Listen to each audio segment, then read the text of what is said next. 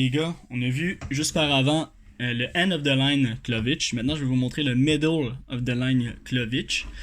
Pour le middle of the line, pourquoi middle? C'est que, mettons qu'on n'a pas accès aux extrémités de la corde, soit ces bouts-là, puis qu'on a juste un milieu de corde pour faire un nœud.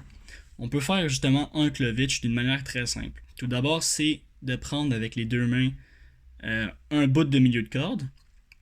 Ensuite, on va faire deux loops opposés. Par exemple, moi, ce que je vais faire, c'est tout d'abord avec ma main gauche, une loupe vers l'intérieur. Puis avec ma main droite, une loupe vers l'extérieur. Qu'on va ensuite croiser pour pas qu'ils se défont. Par exemple, si je veux les relier ensemble facilement de même, ben, les deux loupes se défont. Alors que si j'y vais à contre-courant, je sais même pas si c'est un terme, mais si je vais dans l'autre sens qui n'est pas intuitif, en faisant croiser la droite par-dessus la gauche, on peut facilement rentrer un objet, un bâton, etc., n'importe quoi, après quoi on veut s'accrocher. Dans mon cas, ça va être un paquet de mentos vide.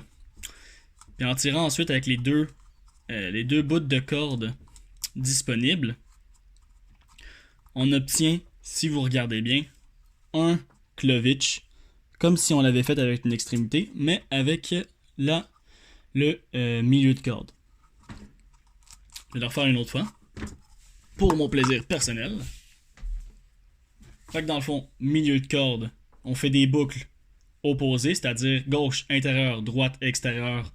Ou si vous êtes fancy, vous pouvez faire l'inverse aussi, fait que droite vers l'intérieur, gauche vers l'extérieur, tant que vous les croisez dans le bon sens, pour que ensuite, quand vous rentrez, que ce soit un point d'ancrage ou un paquet de mentos, encore une fois dans mon cas, et que vous tirez pour têter, ça vous fait un middle of the line cleavage.